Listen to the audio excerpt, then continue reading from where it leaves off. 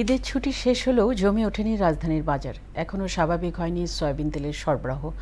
বাড়তি চাহিদার কারণে ঈদে বেড়েছিল মাংসের দাম, সেই ধারা এখনও চলমান। বাড়তি দামে বিক্রি হচ্ছে মুরগি, গরু ও খাসির মাংস।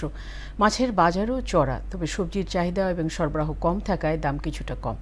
বাজার ঘুরে আরও জানাচ্ছেন উষা ফেরদৌস। ঈদের ছুটি শেষ হলেও রাজধানীর বাজারে এখনো জমে ওঠেনি বেচাকেনা। কোনো কোনো দোকান বন্ধ, ক্রেতার সংখ্যাও কম। এদিকে ঈদের পরও মুরগির দাম চড়া। সোনালী বিক্রি হচ্ছে 400 টাকা কেজি পর্যন্ত। ঈদের আগের চেয়েও বেশি দাম সোনালী মুরগির। ব্রয়লারের কেজিও 200 টাকার ওপরে। আর মুরগির দাম চড়া থাকায় অসন্তোষ জানান ভোক্তারা।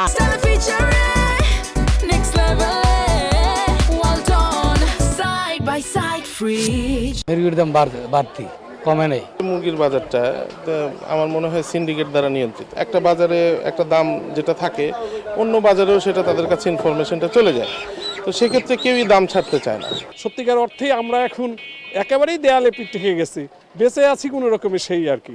ঈদে গরুর মাংসের চাহিদার সঙ্গে বাড়ে দামও। ঈদের আগে গরুর মাংসের কেজি ছিল 850 থেকে 900 টাকা। এখনো তা বিক্রি হচ্ছে বাড়তি দামেই। প্রতি কেজি 820 থেকে 850 টাকায় বিক্রি হচ্ছে।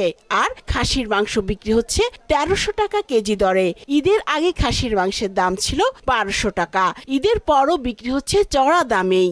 820 টাকা, এরকম 20 টাকা কম বেশি। বাজারে গরু সংকট, এখন অ্যাভেলেবেল না গরু। 1300 টাকা যাচ্ছে, তাও একদম। কি পরিমাণ দাম! একটা রিক্সাওয়ালার ক্ষমতা আছে 800-850 টাকা ইনকাম করি গরুর মাংস খাওয়া, খাসির মাংস খাওয়া।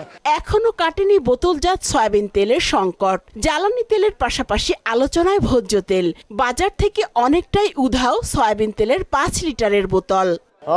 16 আছে, 5 লিটার তেল কম। 5 লিটার কম দেয়, সাপ্লাই কম, বুঝছেন?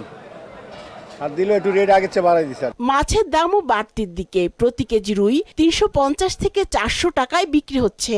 চাষের বা নদীর মাছের বাড়তি দামে নাজেহাল ক্রেতা। চিংড়ি মাছের দাম কত 1200 টাকা, এগুলা 1800 টাকা করে নিচ্ছে রোজার সময়ও শুরুর দিকে। এখন তো রোজার পর দাম আরো বাড়ছে, এখন তো কমেনি, কমার তো কোনো লক্ষণ দেখছি না। ঈদের আগে এই মাছগুলো আমরা নিয়েছি 1200 টাকা, এখন চাচ্ছে 1600 টাকা কেজি। ঈদের পর সবজির চাহিদা ও সরবরাহ দুই কম থাকায় দাম তুলনামূলক কিছুটা কম। অবশ্য টমেটো, শসা, কাঁচামরিচ ও লেবুর চাহিদা রয়েছে আগের মতোই। উষা ফেরদৌস, মোহনা সংবাদ, ঢাকা।